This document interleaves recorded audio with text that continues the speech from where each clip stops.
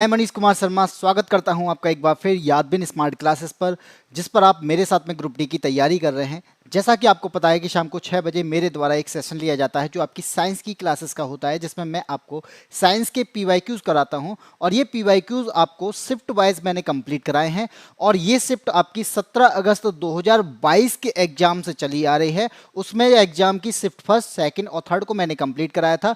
आज जो हम करने वाले हैं ये हम 6 सितंबर 2022 की शिफ्ट करने वाले हैं और शिफ्ट नंबर क्या होगा? शिफ्ट नंबर होगा सेकंड। यानी इससे पहले हम 6 सितंबर 2022 की शिफ्ट फर्स्ट को कंप्लीट कर चुके हैं। अगर आपने वो वीडियोस नहीं देखे हैं तो आप उन वीडियोस को देखने के लिए हमारी यादबिन स्मार्ट क्लासेस के यूट्यूब चैनल पर जाकर प्लेलिस्ट के ऑप्शन में जाएंगे तो जीएस, आपको जीएस के भी और साइंस के भी इन दोनों की प्लेलिस्ट मिल जाएगी जो कि ग्रुप डी की रहेगी, जिसमें आपको सारे पीवाईक्यूज, सारे शिफ्ट वाइज पीवाईक्यूज आपको मिल जाएंगे। ठीक है, चलिए अब बात करते हैं कि आपको मालूम एक और चीज होनी चाहिए कि हमारे द्वारा एक बैच लॉन्च किया गया है। ये बैच जो है ये साइंस स्पेशल बैच है और इस साइंस स्पेशल बैच में मैं आपको फिजिक्स, केमिस्ट्री और बायो तीनों कंप्लीट कराऊंगा, जिसमें मैंने फिजिक्स को स्टार्ट किया भी है। कुछ दिन से क्लासेस, 1-2 दिन से स्टार्ट नहीं हो पाई हैं, तो ये क्लासेस आपकी मंडे से स्टार्ट हो जाएंगी। बाकी का मैं आपको बता दूं कि ये बैच जो है ये सभी कॉम्पिटिटिव एग्जाम्स हैं, चाहे वो आपका रेलवे हो, चाहे वो एसएससी हो या फिर अदर कॉम्पिटिटिव एग्जाम्स हो, ये सभी के लिए यूजफुल रहने वाला है। अब आपके माइंड में आएगा कितने रुपए का है, तो भाई सामने लिखा हुआ है कि ये 99 रुपए का है। जी हाँ, केवल 99 रुपए, जिसमें मैं फिजिक्स भी कंप्लीट कराऊंगा, केमिस्ट्री भी कराऊंगा और बायो भी कराऊंगा। तो कोई भी टीचर आपको 99 रुपए में 3 सब्जेक्ट कंप्लीट नहीं कराएगा, साइंस स्पेशल में सॉरी नहीं कराएगा। बाकी का आपको मैं बता दूं कि यादबिन स्मार्ट क्लासेस की एक एप्लीकेशन है, क्योंकि ये बैच जो आपको मिलने वाला है वो यादबिन स्मार्ट क्लासेस की एप्लीकेशन पे मिलने वाला है। और एप्लीकेशन को आपको कहां से डाउनलोड करना पड़ेगा? एप्लीकेशन को डाउनलोड करने के लिए आपको प्ले स्टोर पे जाना होगा और प्ले स्टोर से आप डाउनलोड कर सकते हैं। वहां पर जाकर आप रजिस्ट्रेशन करेंगे और रजिस्ट्रेशन करने के बाद में आपको एक इंटरफेस दिखाई देगा जो कि आपको यहाँ पे सामने दिखाई दे रहा है। जैसे ही आप उसको ओपन करेंगे और वहां पर रजिस्ट्रेशन करने के बाद इसको ओपन करेंगे तो ओपन करने के बाद में आपको ये खरीदने पड़ेगा, जो कि आपको केवल 99 रुपए में मिलने वाला है। अगर आप डेमो क्लासेस देखना चाहते हैं तो माइंड में आता होगा कि सर पढ़ाएंगे कैसे? ठीक है, पीवाईक्यूज तो देख लिए हैं, लेकिन पढ़ाएंगे कैसे? तो पढ़ाने का तरीका जो आपको यहाँ पे दिखाई दे रहा है वो इस तरीके से रहेगा, जो कि आपको यहाँ पे डेमो क्लासेस भी मैंने दे रखी हैं। तो आप इन डेमो क्लासेस को भी देख सकते हैं। तो इन डेमो क्लासेस को देखने के लिए आपको कहीं और नहीं जाना है, आप यूट्यूब चैनल पर ही जाकर देख सकते हैं, उसके बाद इसको ज्वाइन करिएगा। तो सबसे पहले आप क्या करेंगे, यूट्यूब चैनल पर जाइए, वहां पर डेमो क्लासेस के लिए भी अलग से प्लेलिस्ट बना दी है, वहां पर जाकर आप उन वीडियोस को देख सकते हैं। उसके बाद में आप बैच को खरीद सकते हैं, केवल 99 रुपए में है। एक पॉकेट मनी अगर आपकी 500 रुपये होगी ना तो ये 99 रुपए का है, उससे भी कम है। इसके अलावा आप रिचार्ज कराते हैं ना, तो रिचार्ज जितने का कराते हैं अगर उसका एक एवरेज निकाल देना महीने का, ये उससे भी कम है। तो आप सोचो कि इतने कम रुपए में आपको पूरा साइंस पढ़ाया जा रहा है, जो सारे सब्जेक्ट या सारे एग्जाम्स के लिए यूजफुल रहेगा।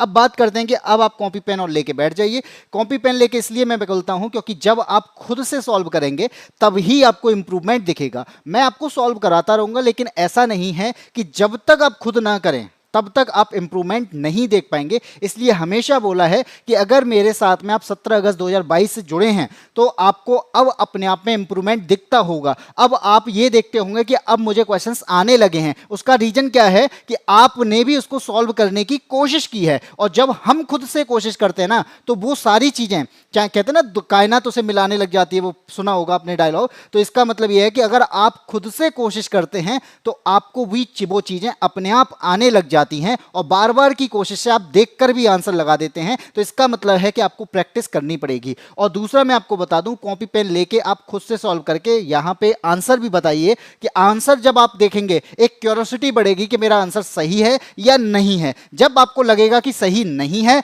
तो आप क्या करोगे, उसको सॉल्व दोबारा से करने की कोशिश करोगे और यहां पे मेरे द्वारा बताने पर आप उस चीज को चेक करोगे। अगर आपका आंसर सही है तब भी आपके माइंड में क्या आएगा कि एक कॉन्फिडेंस लेवल बढ़ेगा कि हाँ अब मेरे से आंसर निकल रहे हैं। तो दोनों ही चीजें आपके लिए फायदेमंद हो सकती हैं। गलतियां अगर होती हैं तो उनको सुधारा जा सकता है, इसलिए ये पीवाईक्यू सीरीज चल रही है। तो यही मैं कहूंगा कि अगर आपको सॉल्व करना है तो आप मेरे साथ में सॉल्व जरूर करें, कॉपी पेन लेके जरूर बैठे। अब पढ़ते हैं क्वेश्चन नंबर 1, आपकी मोबाइल की स्क्रीन पर आ चुका होगा। पढ़ते हैं, सामने क्या लिखा हुआ है। हमें समीकरण दिया गया है, समीकरण में ए बी सी और डी के मान नहीं दिए गए। यानी इस समीकरण को, इस रिएक्शन को क्या नहीं किया गया है, बैलेंस नहीं किया गया है। तो इसका मतलब क्या है कि अब हमें यहां पर बैलेंस करके ए बी सी और डी के मान बताने हैं। तो आप कैसे करोगे, सॉल्व करने की कोशिश करो। तो सबसे पहले अब आपके माइंड में आ रहा होगा, यहां से अगर मैं इस रिएक्शन को अलग से लिख लूं, ये मैंने लिख ली Mg, उसके बाद में लिखिए 3N2, ठीक है। प्लस आप देखोगे तो ये लिखा हुआ है H2O, तो मैंने यहां पे लिख दिया H2O। अब रिएक्शन तो आगे की ओर जा रही है, लेकिन मैं इसे नीचे की ओर लिखता हूं। उसका रीजन है कि हमारे पास जगह की कमी होती है। अब यहां पर लिखा हुआ है MgOH का होल ट्वाइस, उसके अलावा आपको दिखेगा NH3, ठीक है। ये आपको यहां पे दिखाई दे रहा होगा। अब मैंने यहां पे ABCD लिखे नहीं है, क्योंकि मैं ABCD के मान निकालूंगा। कैसे निकालूंगा सुनील कुमार भाई, गुड इवनिंग। कैसे निकालना है, तो आप देखोगे कि जब मैंने ये रिएक्शन को देखा तो मैंने क्या किया कि मेरे पास में यहां पे 3 mg थे। आप खुद देखो, यहां पे मेरे पास में कितने mg थे, 3 mg थे। और इस वाली रिएक्शन में आपको क्या दिख रहा है, यानी जो निकल के आया उसमें 1 ही mg दिख रहा है। तो मैं क्या करूंगा, क्या मैं इसको 3 से मल्टीप्लाई कर सकता हूं? बिल्कुल कर सकता हूं। अब आप देखिए mg 3 है, यहां पर mg भी 3 हो गए। अब इस mg के साथ में कितने OH और जुड़े हुए हैं, तो इनको देखोगे तो इनका मल्टीप्लाई करोगे तो O मेरे पास में कितने हैं, 6, और H कितने हैं, ये भी हमारे पास 6 हैं। तो अब क्या करूं मैं, तो मैं ऐसा करता हूं, तो 6H और 6 ऑक्सीजन के लिए मैंने क्या किया, मैं ऐसा करता हूं कि अगर मैं इस जगह पर 6 का मल्टीप्लाई कर दूं तो क्या हो जाएगा, इसका मतलब है इसके पास में H भी 6 हो जाने चाहिए थे, लेकिन नहीं, क्योंकि यहां पे 12 हो गए। और 6 का इसलिए करना पड़ा क्योंकि ऑक्सीजन को तो 6 करना पड़ेगा, ठीक है। तो यहां पे ऑक्सीजन तो इक्वल हो गया, लेकिन हाइड्रोजन बराबर नहीं हो पाया। हाइड्रोजन मेरे पास में कितने हो गए, हाइड्रोजन मेरे पास में 12 हो गए। अब 12 हाइड्रोजन है, 6 मेरे पास में है। अब मैं क्या करूं, तो मुझे 6 और चाहिए। तो मैं यहां तो नहीं ले सकता क्योंकि यहां पे कहीं पर भी नहीं है, तो मैं इस वाले को देखूंगा। तो यहां पे मेरे पास में 3 थे, तो मैंने यहां पे क्या कर दिया, 2 का मल्टीप्लाई कर दिया। अब हाइड्रोजन तो मेरे पास में 6 और आ गए, इसका मतलब है 12 हाइड्रोजन मेरे पास हो चुके हैं। बचा क्या, अब मेरे पास नाइट्रोजन की बात आ गई, और नाइट्रोजन मेरे पास में कितने हैं, 2 हैं। तो इस वजह से यहां पर देखोगे 2 वाला पार्ट जो है वो बिल्कुल हमारे पास में है। तो हमारी पूरी रिएक्शन बनके तैयार हो जाती है। ए की वैल्यू क्या आई है, यहां पे कुछ नहीं है, तो इसका मतलब क्या होगा, ए की वैल्यू मेरे पास में 1 है। जब मैं यहां पे देखूंगा बी की वैल्यू, तो बी की वैल्यू यहां पे कितनी हो जाएगी, बी की वैल्यू हो जाएगी 6। और जब मैं रिएक्शन देखी तो यहां पे था 3, यानी तो सी की वैल्यू कितनी हो जाएगी, सी की वैल्यू हो जाएगी 3, और यहां पे डी की वैल्यू कितनी हो जाएगी, ये हो जाएगी 2। तो 1632 आपको कहां दिख रहा है, ऑप्शन नंबर ए में। तो हम लगा देंगे यहां पे ऑप्शन नंबर ए। बहुत ही ईजी वे था, क्योंकि समझाने में आपको टाइम लगा, लेकिन ये आंसर आपका तुरंत निकला था। हमने यहाँ पे 3 का मल्टीप्लाई कर दिया, इक्वल करके देखा तो mg उतने ही थे, लेकिन ऑक्सीजन हाइड्रोजन हमारे पास 6 हो गए थे। मैंने यहाँ का 6 का मल्टीप्लाई कर दिया। जब मैंने 6 का मल्टीप्लाई किया तो ऑक्सीजन तो 6 हो गए, लेकिन हाइड्रोजन 12 हो गए। अब हाइड्रोजन मेरे पास में यहाँ पे 3 थे, तो मैंने क्या किया, 2 का मल्टीप्लाई कर दिया। करने पर यहाँ पे हाइड्रोजन तो 6 हो गए, अब नाइट्रोजन 2 हो गए। नाइट्रोजन 2 यहाँ पे पहले से थे, बन के निकल के आ गया, हो गया आंसर। सिंपल था। बढ़े आगे, आते हैं क्वेश्चन नंबर 2 पे। तो क्वेश्चन नंबर 2 यहाँ पे क्या कहता है, पढ़िए सबसे पहले और उसका आंसर देखिए।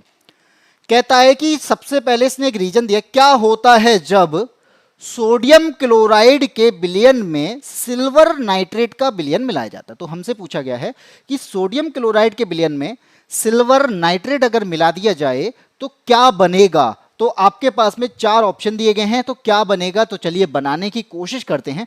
सोडियम क्लोराइड दिया गया है, तो सोडियम क्लोराइड का कोई फॉर्मूला होता है, हाँ जी होता है। क्या होता है, फॉर्मूला होता है NaCl, ठीक है।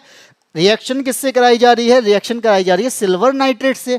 तो सिल्वर नाइट्रेट का भी तो कोई फॉर्मूला होता होगा, जी होता है। सिल्वर को हम कहते हैं Ag और नाइट्रेट के लिए यूज करते हैं NO3। तो हमारा ये बन के तैयार हो गया। रिएक्ट करेंगे तो रिएक्ट करने पर क्या होता है, तो रिएक्ट करने पर यहाँ पे हमने क्या देखा, इस Na का यहाँ क्या होगा, Na इसको विस्थापित कर देगा। क्या कर देगा, Na NO3 के साथ में मिल जाएगा, ठीक है, मिला दिया। Na तो NO3 के साथ में मिल जाएगा, और Ag क्या है, Cl के साथ में मिल जाएगा। अब जब ये Ag Cl के साथ में मिलता है तो ये कैसा फॉर्म बनता है, ये सॉलिड फॉर्म बनता है। और ये सॉलिड फॉर्म क्या कहलाएगा, यही कहलाएगा आपका सोडियम। यहाँ पे Ag क्या है, ये सिल्वर है, और Cl क्या है, ये क्लोराइड है। तो हमारा क्या बन के आ गया भाई, ये सिल्वर क्लोराइड बन के आ गया। और सिल्वर क्लोराइड के साथ साथ हमारा क्या बना है, Na से होता है आपका सोडियम, और बताओ NO3 क्या होगा, ये तो नाइट्रेट होता है। तो आप यहाँ पे क्या कहेंगे, हमारे पास में ये रिएक्शन बन के आई है, क्या बन के आ गया, इसे कहते हैं अवक्षेपण क्रिया। तो क्या बना हमारे पास में, तो सोडियम, ये कह रहा है सोडियम नाइट्रेट का निर्माण करता है, तो बिल्कुल करता है। सिल्वर क्लोराइड का एक सफेद अवक्षेप बनाता है। तो अब आपके माइंड में आएगा तो अवक्षेप कौन सा है, तो अब आपके माइंड में ये आना चाहिए, क्योंकि अवक्षेप की बात की गई है तो मैंने यहां पे लिखा सॉलिड फॉर्म है, और सॉलिड फॉर्म क्या कहां जाएगी, अगर मैंने बोला ये एक्वस है यानी पानी है, तो सॉलिड फॉर्म कहां जाएगा, सॉलिड फॉर्म तो नीचे बैठ जाएगा, और जब नीचे बैठ जाएगा तो इसका मतलब क्या है, ये फॉर्म जो है यही सॉलिड फॉर्म होगा, और ये क्या हो जाएगा, ये अवक्षेप हो जाएगा। तो अवक्षेप कौन है, ये सॉलिड होगा, तो सिल्वर क्लोराइड अवक्षेप है, इसलिए आपका ऑप्शन नंबर बी क्या हो जाएगा, सही हो जाएगा। क्योंकि ए जो है सोडियम नाइट्रेट है, और सोडियम नाइट्रेट एक्वस होता है, और एक्वस का मतलब है ये पानी होता है। अब आप कहोगे कि ये घोल के अंदर जो अवक्षेप तली में बैठ जाते हैं, ये वो क्रिया है, यानी यहां पे सिल्वर क्लोराइड एक अवक्षेपण क्रिया की तरह बन रहा है। इसका मतलब सिल्वर क्लोराइड एक सॉलिड फॉर्म में है, और अगर सॉलिड फॉर्म में पानी के साथ में कोई सॉलिड फॉर्म होता है तो वो कहां बैठ जाता है, वो तली में बैठ जाता है, इसलिए आपका ऑप्शन नंबर बी सही हो जाएगा। और आपने ये बात को समझा होगा मुझे लगता है, अगर आपने इस बात को समझ लिया है तो इसका मतलब है कि आपका अब आंसर आ चुका होगा। ठीक है, समझ में आया सुनील कुमार भाई, ए ऑप्शन नहीं होगा, इसका ऑप्शन कौन सा होगा, इसका ऑप्शन होगा सी, सॉरी सी नहीं बी। ठीक है, आगे बढ़ते हैं, अगले क्वेश्चन पे आते हैं, क्वेश्चन नंबर 3। आपको पता है हमारी सेल है, हाँ जी बिल्कुल है। अब सेल को क्या चाहिए होता है, सेल को चाहिए होता है प्रोटीन, क्योंकि सेल के पास में कई सारे कहाँ क्या होता है, प्रोटीन होता है। इसके अलावा यहाँ क्या चाहिए, ग्लूकोज चाहिए। अब यहाँ पे आप देखते हो कि प्रोटीन की जो जरूरत है इसको पूरा करने के लिए क्या होता है, इसको पूरा करने के लिए इसके अंदर क्या पाए जाते हैं, इसके अंदर राइबोसोम्स पाए जाते हैं। अब राइबोसोम्स यहाँ पे क्या कहलाता है, प्रोटीन फैक्ट्री कहलाता है। अब ये बताओ, अगर ये प्रोटीन फैक्ट्री कहला रहा है तो इसका मतलब क्या है, प्रोटीन बनाता होगा, हाँ जी बिल्कुल प्रोटीन बनाता है। क्या ये अपने मन से बना लेता है, अब बताना है, क्या ये अपने मन से बना सकता है, नहीं भाई, इसके लिए क्या चाहिए, इसको एक इंफॉर्मेशन देने वाला चाहिए। जैसे हमारे पास में हमारा दिमाग है जो हमें इंफॉर्मेशन देता है कि आपको ये करना है। अगर मेरे सामने पत्थर पड़ा हुआ है तो दिमाग ने इंफॉर्मेशन दी कि भाई इस पत्थर को लात मार दो, कहता है। अगर किसी को मुझे छोड़ना है तो दिमाग ने इंफॉर्मेशन दी कि भाई इस बंदे को छोड़ दो। तो ये क्या है, इसको कोई इंफॉर्मेशन देने वाला होता है, वही चीज करता है। तो इसको प्रोटीन तो बनाना है, लेकिन इंफॉर्मेशन कौन देगा, तो इसके लिए क्या होगा, एक सूचना स्रोत बन के आता है। वो कौन बन के आता है, ये बन के आता है डीएनए। तो डीएनए में जो जीन होता है, वो जीन क्या करता है, प्रोटीन बनाने के लिए निर्देश जो होते हैं, इंफॉर्मेशन जो होती है, उसको एनकोड करता है, और स्वयं की प्रतिकृति बनाकर ये आरएनए के पास में जाता है, एमआरएनए के पास, जो कि मैसेंजर के रूप में आगे आपको ये क्या करेगा, मैसेंजर के रूप में इसके पास में जाएगा और कहेगा कि भाई प्रोटीन बना दे। और ये क्या करता है, उसकी बात मान लेता है और प्रोटीन बनाना काम कर देता है। तो प्रोटीन निर्माण में काम कर रहा है राइबोसोम, लेकिन उसको सूचना कौन पहुंचा रहा है, डीएनए। ये बात आपको माननी होगी, और इसका आंसर आ चुका है ऑप्शन नंबर सी। अब आपके कहेंगे कि सूचना स्रोत की बात करिए, आपने बोला राइबोसोम्स, तो राइबोसोम्स भाई प्रोटीन की फैक्ट्री है, ये प्रोटीन बना रहा है, ये सूचना नहीं दे रहा। ये क्या कर रहा है, ये तो प्रोटीन बनाएगा, और बनाने वाला सूचना थोड़ी दे रहा है, सूचना तो उसको किसी और ने दी है। जैसे अगर आप हलवाई के पास जाते हो तो हलवाई तो काम करेगा बनवाने का, क्या करेगा, आप जो उसे कह दोगे वो बना देगा, लेकिन उसके पास में इंफॉर्मेशन तो देने वाला होगा ना कोई, कि भाई जाओ आप उससे कह दो कि हलवाई के पास जाके आप कह दो कि भाई हमें रसगुल्ला चाहिए, हमें पूड़ी चाहिए, हमें पूड़ी कितने, मतलब अगर मुझे पूरा खाना बनवाना है तो 100 आदमी का चाहिए। तो इंफॉर्मेशन देने वाला अलग है, बनाने वाला अलग है। ये बात समझ में आया। आगे बढ़ते हैं, ये सूचना स्रोत की बात की गई है, इंफॉर्मेशन सोर्स की बात की गई है। आगे बढ़ते हैं, क्वेश्चन नंबर 4 पे आते हैं। क्या कहता है भाई 4, वो ये कहता है कि कोई वस्तु है, हाँ जी है, 12 सेंटीमीटर फोकस दूरी वाले अवतल दर्पण के सामने 26 सेंटीमीटर की दूरी पर उसके मुख्य अक्ष पर रखी है। इसका मतलब क्या है कि फोकस दूरी तो अवतल दर्पण की 12 सेंटीमीटर है, लेकिन वस्तु तो 26 सेंटीमीटर पे रखी है। अब यहां पे बोला क्या है, इसका जो प्रतिबिंब है ना, इसकी जो इमेज है, वो कहाँ बनेगी। अब आपसे मैं ये कहूं कि पहले सबसे पहले हमारे पास में क्या है, अवतल दर्पण है। तो अवतल दर्पण का ये हमने बना दिया अवतल दर्पण। कैसे दर्पण है, जब तक हम पॉलिश नहीं करेंगे दर्पण नहीं बनेगा। कहाँ करूं, बाहर वाले पार्ट पे मैंने कर दी इस पे पॉलिश, और जैसे ही मैं इस पे पॉलिश करता हूं तो मैंने यहाँ पे क्या बना दी, एक मुख्य अक्ष बना दी। मुख्य अक्ष इसलिए बनाई क्योंकि इस मुख्य अक्ष पे आपको क्या क्या दिखेगा, फोकस दिखेगा। इस मुख्य अक्ष पे आपको क्या दिखेगा, सेंटर ऑफ कर्वेचर दिखेगा, और इसके बाद अनंत से चीजें आ रही होंगी। और यहां आपको क्या दिखेगा, ये हो गया आपका पोल इसका मिरर का। बात क्या कहता है कि फोकस दूरी कितनी है, तो ये जो दे रखा है ना, ये 12 सेंटीमीटर दे रखी है। चलिए ठीक है, ये मान ली। अब वस्तु जो रखी है वो 26 सेंटीमीटर रखी है, तो इसका मतलब है सेंटर ऑफ कर्वेचर जो होता है ना, वो दुगना होता है फोकस दूरी का। तो ये कितना हो जाएगा, ये 24 सेंटीमीटर हो जाएगा। और वस्तु 26 पे रखी है, तो इसका मतलब क्या है, ये रखी है वस्तु सी से पीछे, तो ये कितना हो गया, ये होगा 26 सेंटीमीटर। इतनी बात आपको समझ में आ चुकी होगी। यहां तक आपको समझ में आया। हुआ क्या है, एक अवतल दर्पण है, अवतल दर्पण का फोकस दूरी 12 सेंटीमीटर है। अगर फोकस दूरी 12 सेंटीमीटर है तो सेंटर ऑफ कर्वेचर 24 सेंटीमीटर होगा। वस्तु 26 पर रखी है, तो मैंने सेंटर ऑफ कर्वेचर बना दिया 24 पर, वस्तु को कर दिया 26 सेंटीमीटर पर दूरी पर। इतनी सी बात थी, इतना हाथ में लिख दिया है। अब क्या कहता है, प्रतिबिंब कहां बनेगा। अब आपके माइंड में एक चीज मैं बता दूं कि प्रतिबिंब कहां बनेगा। अगर मैं इस चीज पे ये कहूं कि ये आपका क्या है, अवतल दर्पण है, और अवतल दर्पण पे मान लो एक आपका फोकस, अब कहोगे दोबारा बना रहे हो, हाँ जी मैं दोबारा बना दे रहा हूं। यहां पे कोई वस्तु रखी है, ये क्या है, इनफाइनाइट है, अनंत है। ठीक है, जब कोई वस्तु अनंत पे रखी होगी तो प्रतिबिंब कहां बनेगा, फोकस पर बनेगा। ठीक, और जब कोई वस्तु अनंत और सेंटर ऑफ कर्वेचर के बीच रखी होगी तो इसका मतलब है कि हम बढ़ेंगे इधर और प्रतिबिंब जो बनेगा वो इस साइड बनता आएगा। तो ये कहां बनेगा, ये इस वाले पॉइंट पे बनेगा। इसका मतलब है कि जैसे जैसे मैं वस्तु को आगे बढ़ाता जाऊंगा तो सेंटर ऑफ कर्वेचर पर बनाऊंगा तो सेंटर ऑफ कर्वेचर पर ही बनेगा। अगर मैं इसको यहां पे कर दूं तो वस्तु कहां जाएगी, ये यहां बन जाएगा। अगर मैं यहां पे कर दूं तो ये कहां बनेगा, ये यहां बनेगा। इस तरीके से ये बनता चला जाएगा। तो आपका ये बात समझ में आ रही होगी, जैसे जैसे मैं वस्तु को पास ला रहा हूं प्रतिबिंब वहां से दूर होता जा रहा है, लेकिन उल्टा बन रहा है। ठीक है, अब आपसे मैंने बोला कि वस्तु कहां रखी है, वस्तु 26 सेंटीमीटर पर है, तो सेंटर ऑफ कर्वेचर के पीछे है, तो सेंटर ऑफ कर्वेचर ये है और वस्तु मैंने यहां रख दी। अब इस वाले का कहां बनेगा, क्योंकि अनंत वाले का फोकस पे बन रहा है, तो इस वाले का मतलब है कि ये फोकस से पहले बन जाएगा,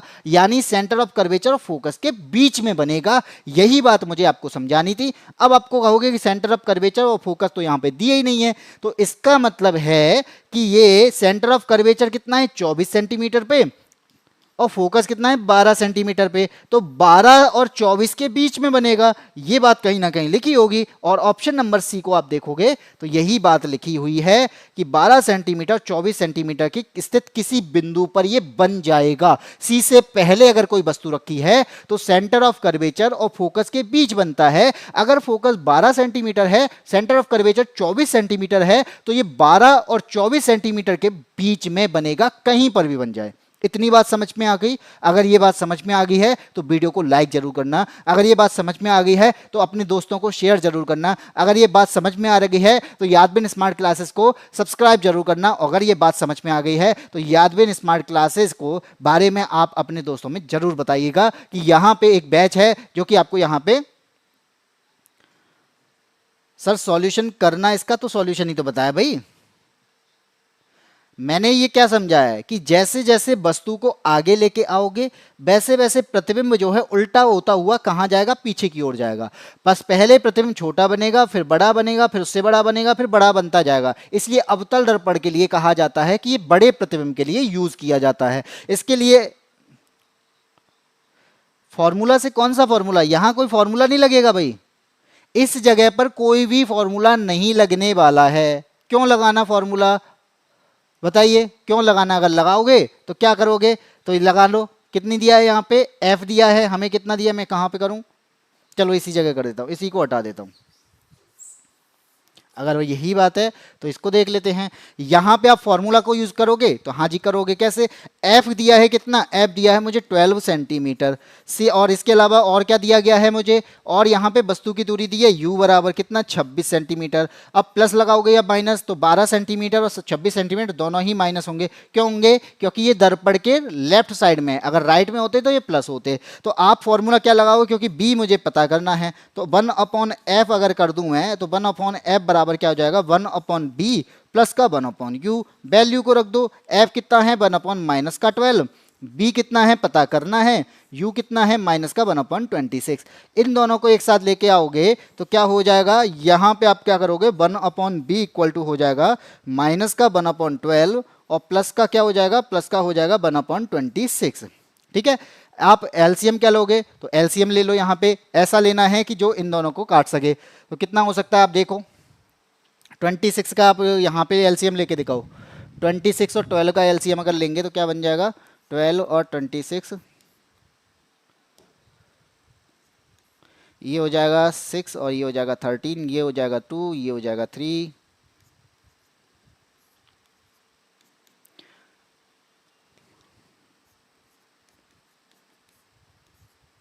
बारह,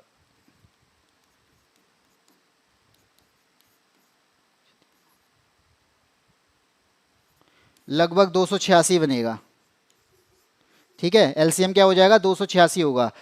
12 दूनी 24, 4 बचे 46, नहीं होगा, मुझे लग रहा है कहीं गड़बड़ हो गई। 2 से काटा, 2 दूनी 4, 12, 12 और 12 13, 12 13 12 36 30।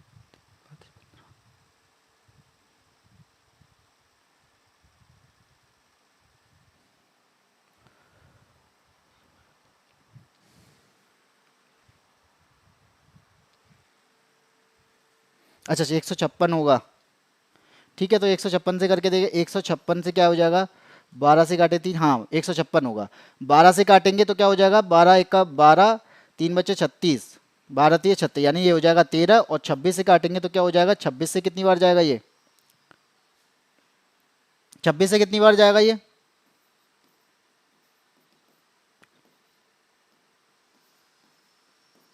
26 से 6 बार जाएगा, तो 6 हो जाएगा 19/156। इसको सॉल्व कर लो, ये आएगा आपका बी। सॉरी 19 नहीं आएगा, माइनस का है ना, ये माइनस का 13 और 6, ये क्या हो जाएगा माइनस का 13 है और 6 है, तो क्या हो जाएगा यहां से हो जाएगा 7/156। कितना हो जाएगा 7/156। अब यहां से इसको काटोगे तो 7 से 2 बार 1 16, ये नहीं कटेगा, 7/156 होगा। अब इसको सॉल्व कर लेना, यानी 156/7। अब इसको सॉल्व करने की कोशिश करना क्या बन जाएगा। ठीक है, वैसे इतना करने की जरूरत ही नहीं है, मैंने आपको बता दिया कि से आपका 12 और 24 के बीच में ये कहीं बनने वाला है, इसको करने की इतनी जरूरत थी नहीं। आप अब इसको सॉल्व कर लेना, हो जाएगा। ठीक है, 22 होगा, हाँ जी बिल्कुल होगा। चलो अब तो समझ में आ गया कि नहीं आया, कोशिश तो कर ली मैंने। क्यों, आगे बढ़े, क्वेश्चन नंबर 5 पे आते हैं। 5 क्या कहता है, निम्नलिखित में से किसे आनुवंशिकी का जनक कहा जाता है।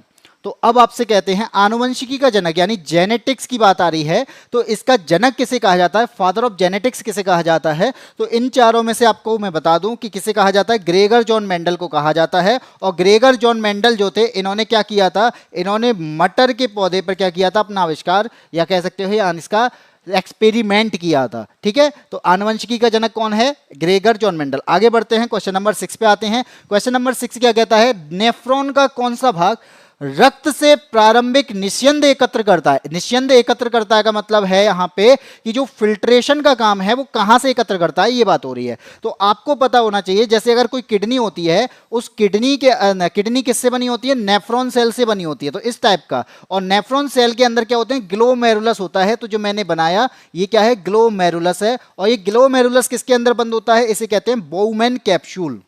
क्या कहते हैं इसे कहते हैं बोउमैन कैप्सूल। अब आपसे पूछा क्या गया है, पूछा ये गया है कि नेफ्रॉन का कौन सा भाग रक्त से प्रारंभिक निस्यंद एकत्र करता है। तो यहां पे नेफ्रॉन से तो कौन छानता है, ग्लोमेरुलस छानता है। नेफ्रॉन से रक्त को फिल्टर करने का काम कौन करता है? ग्लोमेरुलस करता है। लेकिन एकत्र की बात की जा रही है, यहां पे क्या किया जा रहा है? एकत्र कहां होता है? तो एकत्र होता है बोमेन कैप्सूल के अंदर, इसके अंदर जमा हो जाता है। इसका आंसर क्या हो जाएगा? इसके लिए आंसर हो जाएगा ऑप्शन नंबर डी। ठीक है, हाँ जी बिल्कुल सुनील, डी आंसर हो गया। अब बढ़ते हैं क्वेश्चन नंबर 7 पे, और 7 आपको यहां पे दिखाई दे रहा होगा, बहुत बड़ा सा क्वेश्चन है और आप इसको आंसर देने की कोशिश करो। क्या होगा? निम्न कथनों पर विचार करना है। अगर आपको यहाँ पे दिखाई ना दे रहा हो तो मैं ही पढ़ के बता देता हूँ, अगर आप पीडीएफ में आप इसको अच्छे से पढ़ लेना, क्योंकि बहुत बड़े सी चीज में लिखा था इसलिए इसको ऐसे लाना ही पड़ा।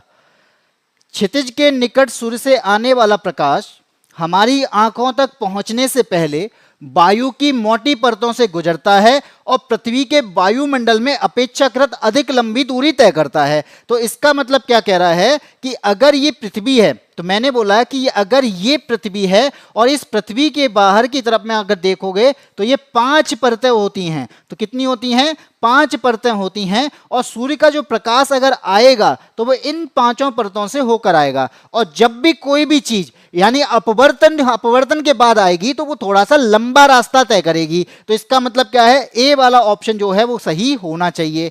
बी क्या कहता है?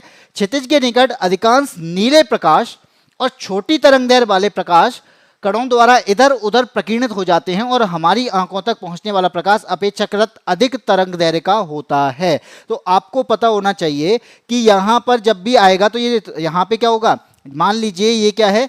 ये जो है तरंगदैर्घ्य है, यानी प्रकाश किरण है, श्वेत प्रकाश किरण है, इसके अंदर बहुत सारे कण होते हैं। तो आप देखोगे ये 7 रंगों में विभक्त होता है, और 7 रंगों में विभक्त होने का मतलब है कि जो तरंगदैर्घ्य जिसकी ज्यादा होगी वो हमारी आंखों में पहले आएगा। इसी वजह से यहां पे क्या होता है? इसी वजह से लाल रंग जो है वो हमें पहले दिखाई देता है। उसका रीजन क्या है? लाल रंग दूर से ही दिखाई दे जाता है। क्यों? क्योंकि तरंगदैर्घ्य ज्यादा है, जिसकी तरंगदैर्घ्य ज्यादा वो दूर से दिखाई देगा। तो यहां पर भी यही बात हो रही है ना कि हमारी आंखों तक पहुंचने वाला प्रकाश अपेक्षाकृत अधिक तरंगदैर्घ्य वाला होता है। बिल्कुल सही बात है, इसका मतलब बी भी ऑप्शन सही है। तो यहां पे ऑप्शन ए और बी दोनों हो जाएंगे, यानी ऑप्शन नंबर बी। ठीक है, दोनों कथन सही हैं और दोनों ही आंसर के साथ में हमने बना दिया। आंसर होगा आपका option number B. Question number 8 पर आते हैं। 8 क्या कहता है? 8 कहता है कि भाई एक विज्ञान की पुस्तक है। जी है, बिल्कुल माना। मैं ए और बी द्वारा नामांकित 2 क्षण चुंबकों के चारों ओर चुंबकीय क्षेत्र रेखाओं को दर्शाया गया। तो आपको पता होना चाहिए कि अगर क्षण चुंबकों की बात की जा रही है तो एक क्षण चुंबक इसने एक ये मानी है और एक क्षण चुंबक जो है वो ये मानी गई है। ठीक है, ए और बी हैं। अब ये क्षण चुंबक जो हैं इनके पास में क्या होगा? ये ए वाली है, इसके पास में क्या होगा? नॉर्थ और साउथ होंगे। ये बी वाली है, इसके पास में भी क्या होंगे? नॉर्थ और साउथ होंगे। ठीक है, इतनी बात होगी। चुंबकीय क्षेत्र रेखाएं भी होंगी, बिल्कुल होंगी। चुंबकीय क्षेत्र होगा तो चुंबकीय क्षेत्र रेखाएं होंगी। ए से तो ये 5 रेखाएं निकाल रहा है, यानी ए वाले पार्ट से इसने क्या कहा? इसने 5 रेखाएं निकाली। तो मैंने यहाँ पे क्या किया? 1 बना दी, 2 बना दी, 3 बना दी, 4 बना दी और ये 5 बना दी। ये आएगी और घूम के आएगी नॉर्थ से साउथ की ओर। तो ये 5 रेखाएं बन रही हैं। और बी की तरफ में कह रहा है कि भाई 10 रेखाएं हैं। तो इसने क्या किया? इसने बना दी यहाँ पे 10। तो एक ये बन गया, दूसरा ये बना दिया, तीसरा ये बन गया, चौथा ये बना दिया और ये 5वां है। फिर मैंने इसको इधर घुमा दिया 6, इसके बाद ये 7वां, ये इसके बाद 8वां, ये इसके बाद 9वां और कहीं जगह बच रही है। हाँ जी बच रही है, तो मैंने इसमें घुमा दिया ये 10वां। काटती नहीं है ना, इसलिए ऐसे बनाया। तो इसके पास में क्या है? इसके पास में 10 चुंबकीय रेखाएं हैं। तो अब पूछा गया है कि ए की पावर ज्यादा होगी। इसका मतलब क्या है? पावर इन दोनों में से किसकी ज्यादा होगी? बी की होगी, क्योंकि चुंबकीय रेखाएं सबसे ज्यादा किसके पास हैं? बी के पास हैं। ए की सामर्थ्य क्या होगी? कम होगी। कितनी कम होगी ये पूछा जा रहा है।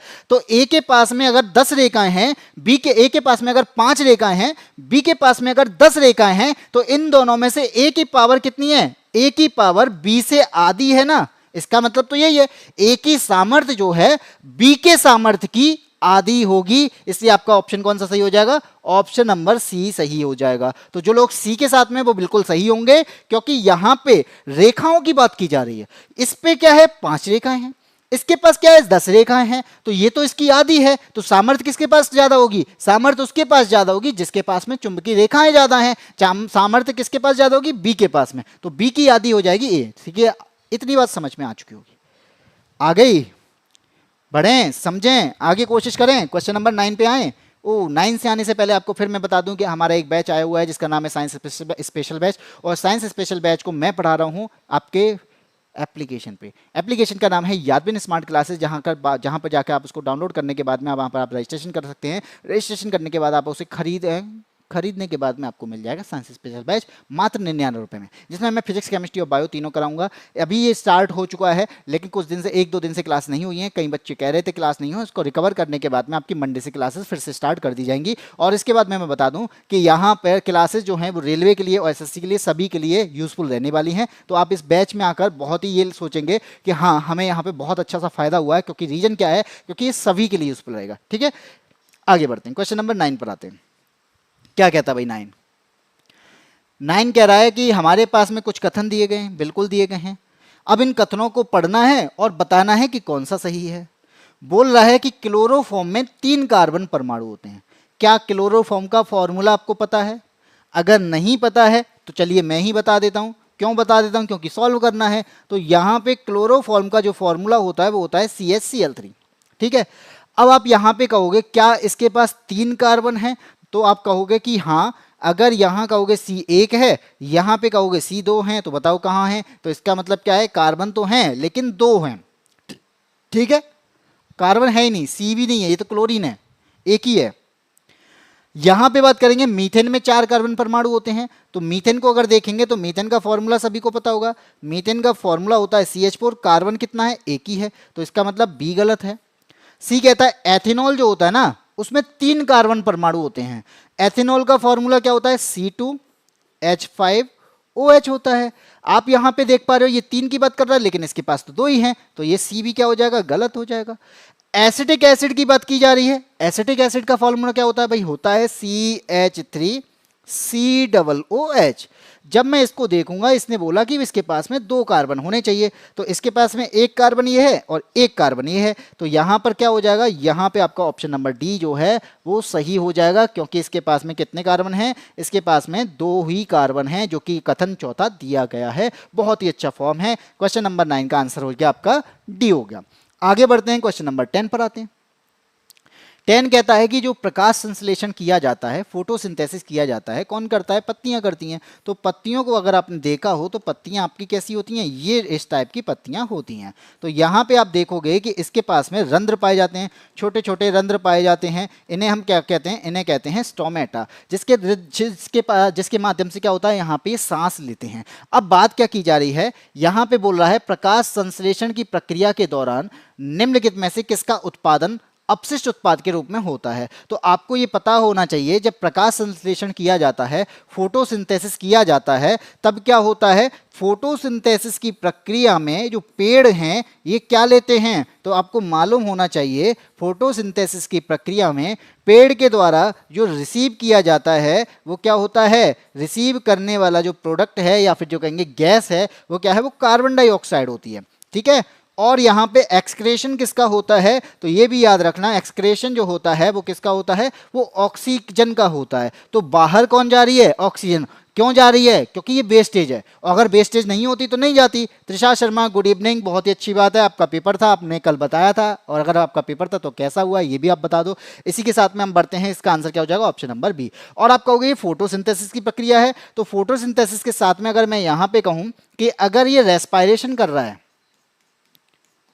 रेस्पायरेशन कर रहा है, तो इसका मतलब क्या है? ये ग्रहण क्या करेगा, यानी रिसीव क्या करेगा? तो ये हमारी तरह काम करेगा। तो हम तो ऑक्सीजन को ग्रहण करते हैं, और यहाँ पे बाहर क्या निकालेंगे? उत्सर्जित किसे करेगा? तो इसका मतलब है कि हम कार्बन डाइऑक्साइड को बाहर निकालते हैं, तो ये भी क्या करेगा? उसी को बाहर निकालेगा। इसी के साथ में हमारा क्वेश्चन नंबर 10 कंप्लीट होता है। अब बढ़ते हैं क्वेश्चन नंबर 11 पर। 11 आपसे क्या कहता है?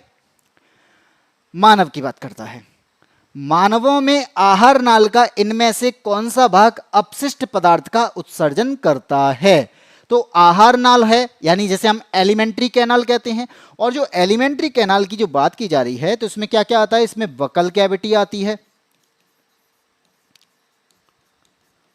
वकल कैविटी के बाद में आता है इसोफेगस आता है।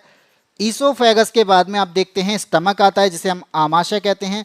आमाशय के बाद में क्या आता है? स्मॉल इंटेस्टाइन आती है। ये ऑर्गन है जो कि यहाँ पे हमारे डाइजेस्टिव सिस्टम में काम करते हैं। स्मॉल इंटेस्टाइन के बाद में भाई बड़ी वाली आंत आएगी, यानी जिसे हम क्या कहते हैं? Large intestine. और लार्ज इंटेस्टाइन के बाद में यहाँ पे क्या काम किसका हो जाता है, फिर काम आता है रेक्टम का, और रेक्टम के बाद में जो होता है वो होता है आपका एनस। ठीक है, ये यहाँ पे आप देख पा रहे हैं, ये हमारा क्या है, ये हमारा आहार नाल है। अब बात बताओ, एक्सक्रेशन की बात की जा रही है, बाहर निकालने की बात की जा रही है, तो आप बाहर किससे करोगे, तो बाहर तो भाई एनस से करोगे। तो बकल कैविटी से किसी भी चीज को खाओगे और बाहर किससे करोगे, एनस के द्वारा करोगे, जो कि आप सुबह सुबह करते भी होगे। तो यहां पे क्या हो जाएगा, ये हो जाएगा आपका ऑप्शन नंबर डी। बड़ी आंत और छोटी आंत की बात करेंगे तो ये क्या है, ये बात यहां पे पाचन करने के काम आती है, ये एब्जॉर्प्शन करने के काम आती है। तो आपका आंसर क्या हो जाएगा, एनस हो जाएगा।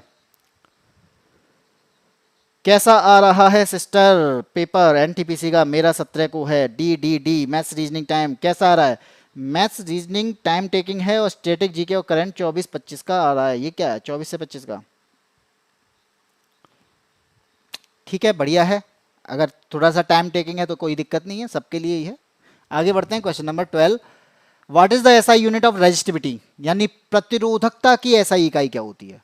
प्रतिरोध की बात करेंगे तो प्रतिरोध की जो इकाई होती है वो क्या होती है, वो तो ओम होती है। तो प्रतिरोधकता की इकाई क्या होती है, आप ये बताओ, जल्दी से बताओ आंसर क्या होगा।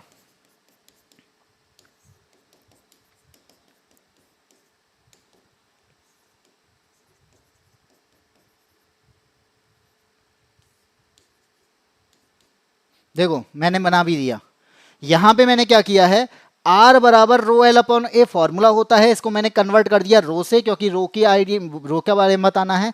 रो का बराबर यहाँ हो जाएगा R into A upon L. R क्या है, यहाँ पे रेजिस्टेंस है जिसका मात्रक होता है ओम। ए क्या है, यहाँ पे एरिया है जिसका मात्रक होता है मीटर स्क्वायर। एल क्या है, लेंथ है, तो ये मीटर होगा। मीटर से मीटर कैंसिल हो जाएगा, निकल के क्या आएगा, ओम मीटर निकल के आएगा। Option number D.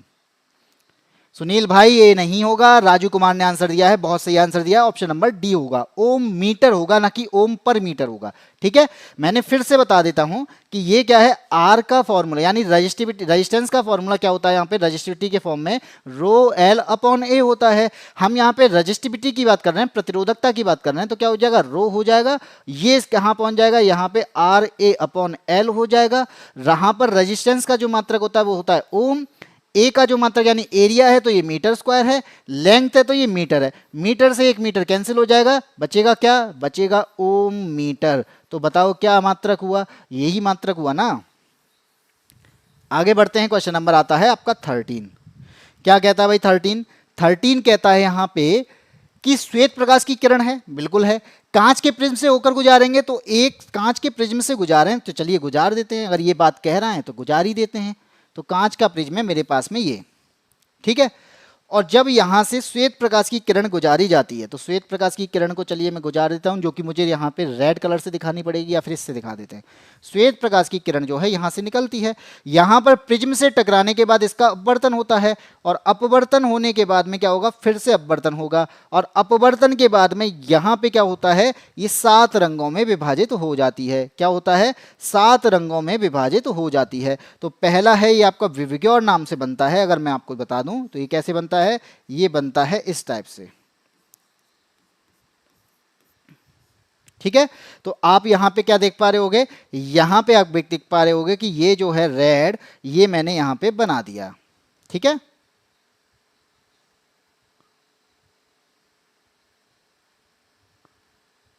लो अब बन गया रेड। रेड के बाद में ये कहता है भाई ऑरेंज है, तो मैंने चलो ऑरेंज की बात कर लेते हैं।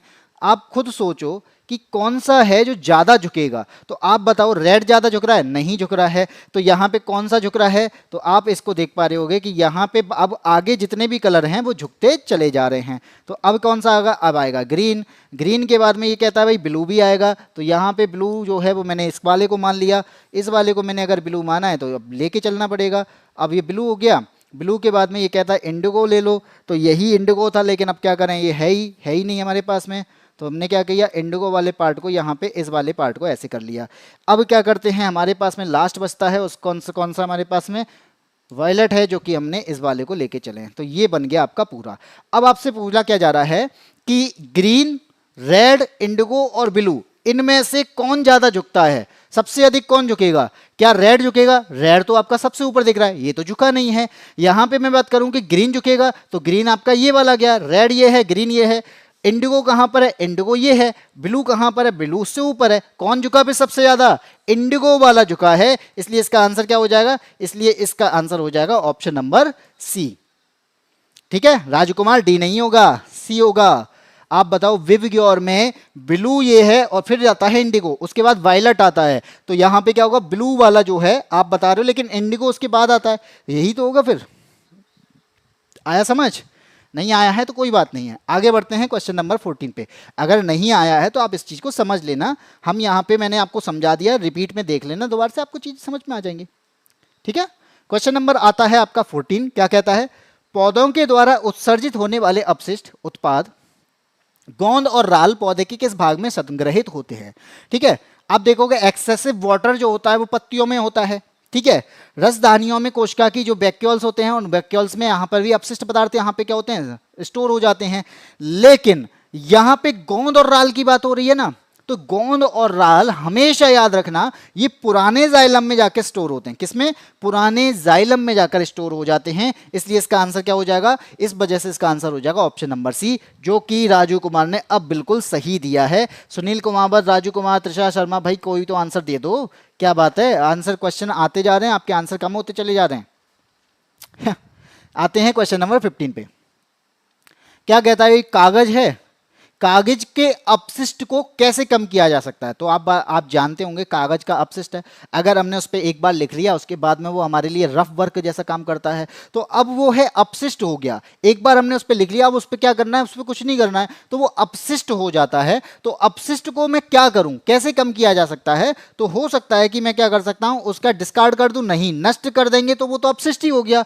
इसका मतलब क्या करेंगे, रिसाइकलिंग कर सकते हैं उसकी, क्या करेंगे, उसको रिसाइकल करके दोबारा यूज कर सकते हैं। तो क्या करेंगे, दोबारा भी यूज कर सकते हैं। बर्निंग, भाई गला जला दोगे तब भी तो वो अपशिष्ट ही होगा। तो आपका कौन सा आंसर हो जाएगा, सेकंड और थर्ड होगा, और सेकंड और थर्ड आपका ऑप्शन नंबर ए में दिया है। किसने लोगों ने ए आंसर दिया है, राजू ने ही आंसर दिया है ऑप्शन नंबर ए। इसी के साथ में बहुत अच्छा आंसर दिया है कि जो हमारे पास में कागज होता है उसको, कागज को हम रिसाइकलिंग करके रीयूज कर सकते हैं। और ये हमेशा बोला भी जाता है कि हमारे पास में जो चीजें ऐसी हैं जो पर्यावरण को नुकसान कर सकती हैं, तो क्यों ना उसको रिसाइकल करके रीयूज भी कर लिया जाए। जैसे आप देखते होगे जो आते हैं, प्लास्टिक आती है जो वन टाइम आती हैं, उनको फेंक देते हैं, सब्जी वगैरह भी उनको यूज करने लेके आते हैं, उनको बार बार यूज कर लेना चाहिए। क्योंकि क्या है कि अगर हम उसको फेंक देते हैं तो वो क्या करती हैं, वो नीचे जाकर मिट्टी में क्या करेंगी, पेड़ को आगे ऊपर की तरफ में आने नहीं देती, क्योंकि ये अपघटित नहीं होती हैं। और जब ये अपघटित नहीं होंगी तो क्या होगा, ये पेड़ अगर होगा या बीज होगा, उसके अंकुरण को ऊपर की तरफ में रोक लेंगी। यानी क्योंकि अब भाई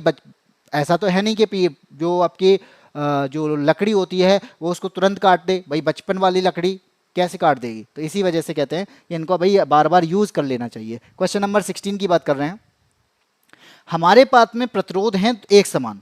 ठीक है, यानी जो प्रतिरोध ले रखे हैं वो प्रतिरोध क्या है, दोनों एक समान है। तो मैं क्या कर सकता हूं, आर बराबर आर होगा, इसका मतलब इसको हम बाद में यूज करेंगे। बैटरी है हमारे पास में कितने की, 12 वोल्ट की, तो बी दिया है यहाँ पे कितना, 12 वोल्ट, चलो इतनी ये भी मान लिया। समानांतर क्रम में संयोजित है, ये भी मान लेते हैं। क्षय हुई कुल शक्ति यानी पावर दे रखी है कितना, 6 वाट दे रखा है। ठीक है भाई, प्रत्येक प्रतिरोध में धारा क्या होगी। अब मुझे यहां पे I की गणना करनी है, तो सबसे पहले मैं क्या करता हूं, तो ऐसा करते हैं कि हम यहां से रेजिस्टेंस निकालने की कोशिश करते हैं, क्योंकि हमारे पास में रेजिस्टेंस का मान नहीं दिया है। और इसको निकालने के लिए क्या होगा, हमारे पास पावर का फॉर्मूला होता है V²/R। हम इस वाले फॉर्मूले का यूज कर सकते हैं, और जैसे ही हम इसका यूज करेंगे तो यहां पर ये क्या बन जाएगा, ये बना देंगे हम इसको R बराबर V²/P। क्यों, क्योंकि यहाँ पे R की वैल्यू ही तो पता करनी है। B कितना है, B तो हमारा 12 है। अब इसका क्या हो जाएगा, इसका तो स्क्वायर करना है, और P कितना है हमारे पास 6 है, तो ये क्या हो जाएगा, ये बन जाएगा आपका 144/6। अब जब इसको काटेंगे तो क्या हो जाएगा, ये कितना आएगा, जब इनसे काटेंगे तो ये बन जाएगा आपका R बराबर 24 ओम। कितना आया, यहाँ पे मैं लिख देता हूँ, R बराबर जो आया वो कितना आया, वो 24 आया।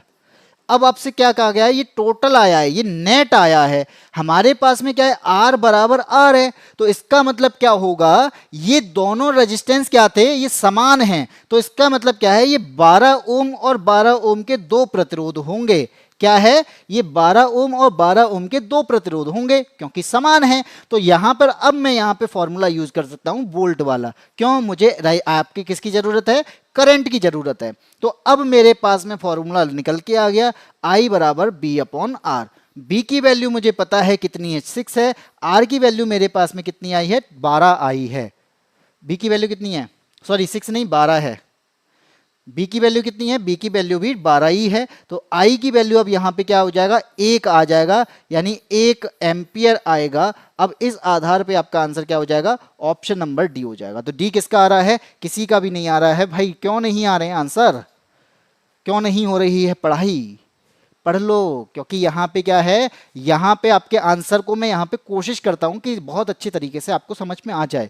आप जब आंसर नहीं दोगे तो आप खुद को इन्वॉल्व नहीं पाओगे, और जब आप खुद को इन्वॉल्व नहीं पाओगे तो आप यहाँ पर फोकस कम कर पाओगे, और फोकस को बढ़ाना है तो आपको उसमें शामिल होना होगा। आप कुछ भी खेल लो, अगर आप क्रिकेट भी खेलते हो ना, जब तक आपका खुद का फोकस नहीं होगा तब तक आप क्रिकेट भी अच्छा नहीं खेल पाओगे। जब तक आप उसमें इन्वॉल्व नहीं होगे आप क्रिकेट नहीं अच्छा खेल पाओगे। अब आपको मैं कह दूं 12th मैन बन जाओ, तो 12th मैन क्या करेगा, पानी लेके आएगा, उसका इन्वॉल्वमेंट होगा नहीं इतना, उसका क्रिकेट में भी ध्यान नहीं होगा। लेकिन आपको टीम में शामिल कर लिया जाए तो आपका इन्वॉल्वमेंट आ जाएगा, और इन्वॉल्वमेंट का मतलब फोकस बढ़ जाएगा। तो इसी तरीके से ये होता है भाई कि आप अपना इन्वॉल्वमेंट बढ़ाओ, क्योंकि यहाँ पे आपका फोकस बढ़ जाएगा, और फोकस बढ़ेगा तो आप यहाँ पे सॉल्व करने के बाद में अपने आप में इंप्रूवमेंट देख पाओगे। और मैं चाहता हूं कि इंप्रूवमेंट हो जाए। जब तक इंप्रूवमेंट नहीं होगा तब तक आपके माइंड में यही आएगा कि साइंस टफ होती है, साइंस के क्वेश्चन टफ होते हैं, साइंस की लैंग्वेज टफ होती है। रीजन क्या है कि हम उसे समझना नहीं चाहते। क्यों नहीं समझना चाहते, क्योंकि उसमें जब लिखा है तो बस उसको देख लिया, ये प्रतिरोध, ये रेजिस्टेंस, इसके बाद करंट, उसके बाद ये आप इसके क्या करते हैं, इग्नोर करते हैं। लेकिन हम जब इसमें इन्वॉल्व हो गए तो क्या करेंगे, हम हर चीज़ को जानने की कोशिश करेंगे, हमारी क्यूरोसिटी बढ़ेगी, और जब ये चीज़ बढ़ती है तो इसका मतलब क्या है, हमें चीज़ें आना स्टार्ट हो जाती हैं। इसी के साथ हम अगले क्वेश्चन पे आते हैं। क्वेश्चन नंबर आता है 17। क्या कहता है भाई, एक वस्तु को एक अवतल दर्पण के सामने उसके फोकस F और वक्रता केंद्र C के बीच स्थित किसी बिंदु पर रखा गया। सही, सब बात सही लिखी हुई है। क्या बोला गया, अवतल दर्पण है, ठीक है। अवतल दर्पण कैसा होता है, इस टाइप का होता है, बाहर वाले पार्ट पे पॉलिश करते हैं। इसके बाद ये आपकी एक्सिस होती है। ये बोला गया इसके पास में फोकस होगा, इसके पास में सेंटर ऑफ कर्वेचर होगा, इसके पास में पोल होगा, और वस्तु कहाँ रखी है, F और C के बीच में। तो F और C के बीच में रख दी, ठीक है। प्रतिबिंब किस स्थिति की स्थिति कैसी होगी और कहां बनेगी, ये पूछ रहा है, बस सीधी बात है।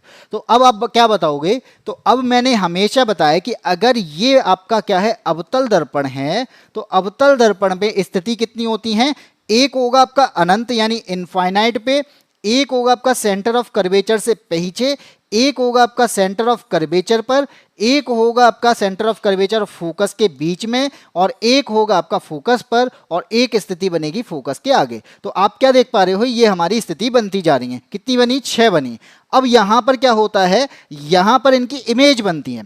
हम जब बात करेंगे इस वाले के लिए, इस वाले की जो इमेज बनेगी वो फोकस पर बनेगी, इस वाले की इमेज फोकस पर बनेगी। अब मैं अब बात करता हूं पॉइंट के आकार की बनेगी। अब जब सी और इनफाइनाइट के बीच वाली बात हो रही है तो इसकी जो इमेज बनेगी वो कहां बनेगी, सी और एफ के बीच बनेगी। कहां बनेगी, सी से परे बनेगी, यानी सी और एफ के बीच में बनेगी। तो ये मैंने बना दी इस पर, ठीक है। अब क्या होगा, अगर मैं सी पे बना दूं तो सी पर अगर यह बनी है तो सी का मतलब है कि ये सी पर ही बनेगी। तो ये बनाए अगर सी, तो ये क्या है, ये आगे बढ़ेगा, इस वाले पार्ट पे आएगा। तो ये क्या हो रहा है, ये आगे बढ़ती चली आ रही है, जब वस्तु को हम इधर लेके जा रहे हैं, और प्रतिबिंब आपका पीछे की ओर बढ़ता चला जा रहा है। तो अब बताओ, एफ और सी के बीच ये रखी है वस्तु, और जब इस वस्तु की बात की जाएगी तो क्या बनेगा, इस वस्तु की बात की जा रही है, ये वाली वस्तु की, और इस वाली वस्तु का मतलब है कि ये सी से पीछे बनने वाला है, और कैसा बनेगा, बड़े आकार का बनेगा। तो जैसे जैसे हम पीछे करते जा रहे हैं आकार भी बड़ा होता चला जाएगा। तो आपका क्या हो जाएगा, सी से परे बनेगा लेकिन बड़े आकार का। अवतल दर्पण पे क्या होता है, बड़े आकार का प्रतिबिंब बनता है, इसलिए आंसर क्या हो जाएगा, ऑप्शन नंबर सी हो जाएगा। इसी के साथ में ये आपका आखिरी क्वेश्चन था, क्वेश्चन नंबर 17, और ये क्वेश्चन आपको समझ में आए होंगे। अगर आपको ये चीजें समझ समझ में आ रही हैं तो वीडियो को लाइक जरूर करिएगा। लाइक के साथ साथ अपने साथियों को शेयर जरूर करिएगा, जिससे कि वो हमारे साथ में जुड़ पाएं और जुड़ने के बाद में साइंस की पीवाईक्यूज को हमारे साथ में सॉल्व कर पाएं। आप सॉल्व कर पाएंगे तो उनका इंप्रूवमेंट होगा, वो सीख पाएंगे, और जब वो सीख जाएंगे तो ग्रुप डी के पेपर को निकाल भी देंगे, यानी ग्रुप डी को एग्जाम को क्वालिफाई भी कर जाएंगे। तो इसका मतलब है कि जब हमारा पोर्शन किसका ज्यादा है, किसका वेटेज ज्यादा है, साइंस का ज्यादा है, और साइंस आपको सीखना है तो आप मेरे साथ में जुड़ सकते हैं रोजाना शाम को 6 बजे, जिसमें आप ग्रुप डी के साइंस को पीवाईक्यूज का यहाँ पे मैं सॉल्व कराता हूँ। इसी के साथ मैं अगली शिफ्ट लेके आऊंगा 6 सितंबर 2022 की शिफ्ट थर्ड, क्योंकि शिफ्ट सेकंड आज मैंने कंप्लीट कर दी है, फर्स्ट मैंने कल कंप्लीट की थी, अब थर्ड कंप्लीट करनी है। तो आगे अब जो आएगा वो थर्ड का आएगा। अगर आपने इससे पहले की वीडियो नहीं देखी है, जो कि मैंने करा दी है, लगभग 40 के आसपास वीडियो पहुंच चुकी हैं, तो 40 पीवाईक्यूज मैं यहां पे करा चुका हूं। तो इस आधार पर आप देख सकते हो कि अगर आपको सारे पीवाईक्यूज को देखना है तो यादबिन स्मार्ट क्लासेस के यूट्यूब चैनल पर जाएंगे, वहां के प्लेलिस्ट के ऑप्शन पे जाएंगे, वहां पे आपको दिख जाएगा ग्रुप डी 2025 साइंस पीवाईक्यूज। यहां पर आप क्लिक करते हैं तो आपको सारे वीडियोज आपको इस तरीके से लाइन बाई लाइन आपको दिख जाएंगे, चाहे वो 17 अगस्त 2022 की से शुरुआत हो, चाहे वो 6 सितंबर 2022 के शिफ्ट सेकंड की बात हो। तो यहां से लेके यहां तक के बीच में आपको सारे शिफ्ट आपको मिल जाएंगे। सारे पीवाईक्यूज अगर आपने देख लिए तो आप खुद में सोच पाएंगे कि हाँ अब मैं सॉल्व कर सकता हूं। अगर आप आज से जुड़े हैं तो आप आगे के वीडियो को देख सकते हैं, आप पीछे के वीडियो को भी देख सकते हैं, लेकिन अगर जो शुरू से जुड़ा है वो क्वेश्चन को आसानी से कर पा रहा होगा। आगे बढ़ता हूं। अगर आपको पीडीएफ चाहिए तो पीडीएफ के लिए आपको क्या करना पड़ेगा, पीडीएफ के लिए आपको जाना पड़ेगा हमारे टेलीग्राम चैनल पे, और टेलीग्राम चैनल का नाम क्या है, यादवेंद्र स्मार्ट क्लासेस। वहां पर जाकर आप इसे ज्वाइन कर लीजिएगा। ज्वाइन करने के बाद में आपको यहां पे क्या दिखेगा, ये हमारी लिंक दिखेगी, और लिंक के नीचे आपको फाइल दिख जाएंगी जो कि हमारी पीडीएफ रहेगी। तो आप इस तरह से अपनी हमारी पीडीएफ को डाउनलोड कर सकते हैं, जो कि सॉल्व वे में होगी। इसके बाद में अगर आपको मैं बता दूं कि हमारा एक बैच है जिसका नाम है साइंस स्पेशल बैच, और इस साइंस स्पेशल बैच की कीमत है मात्र 99 रुपए, और इस 99 रुपए में आपको बहुत कुछ मिलने वाला है। आपको फिजिक्स मिलने वाला है, केमिस्ट्री मिलने वाला है, बायो मिलने वाला है। और इस साइंस स्पेशल की बैच आपकी कीमत अगर 99 रुपए है ना, तो ये आपका जब आप कंटेंट देखोगे तो उसके अकॉर्डिंग आपको ये बहुत कम लगने वाली है। तो जरूर इस क्लास से जुड़िएगा, और इस क्लास के अगर आपको डेमो देखने हैं तो आप हमारे यूट्यूब चैनल पर प्लेलिस्ट के ऑप्शन पर जाके उन वीडियोस को भी देख सकते हो, क्योंकि ये डेमो जो है वो प्लेलिस्ट में ही पड़े हुए हैं। इसी के साथ में आज की क्लास में इतना ही। अब मिलते हैं हम अगली क्लास में। अगली क्लास आपकी जो क्लास होगी वो शाम को 6 बजे होगी। अब अच्छा हाँ जी, बिल्कुल कोशिश करना है, क्योंकि जब तक आप कोशिश नहीं करेंगे तब तक आप आगे कैसे बढ़ेंगे। हर चीज़ के लिए कोशिश की जाती है, तभी किस्मत भी आपके साथ आती है। अगर आप कोशिश ही नहीं करोगे तो किस्मत भी सो जाती है। इसलिए हमेशा याद रखना कि जब तक आप कोशिश कर रहे हो तब तक किस्मत भी आपका साथ देने की कोशिश करेगी। एक बार नहीं देगी, 2 बार नहीं देगी, लेकिन कभी ना कभी आपका वो साथ जरूर देगी। और लेकिन हमारी मेहनत में कमी नहीं होनी चाहिए। जब किस्मत को भी लगेगा कि मेहनत करे जा रहा है तो वो भी आपका साथ पूरे तरीके से देगी। तो यहां पर यही मैं कहना चाहूंगा, किस्मत अगर आपको किस्मत का साथ चाहिए तो आपको भी मेहनत उतनी ही करनी पड़ेगी, दुगनी रफ्तार से करनी होगी, जिससे चीजें आपके हक में आ पाएं और आप सिर उठा के कह पाएं कि हाँ आज मैंने इस एग्जाम को क्वालिफाई कर लिया है, मैंने इस जॉब को पा लिया है। इसी के साथ में आज की क्लास में इतना ही। फिर मिलते हैं हमको शाम को अगले दिन शाम को 6 बजे, और इसी चैनल से आप जुड़े रहिएगा। और यादबिन स्मार्ट क्लासेस को जो भी नए साथी हैं वो सब्सक्राइब जरूर करिएगा और अपने साथियों को जरूर शेयर कीजिएगा। तब तक के लिए जय हिंद, जय भारत।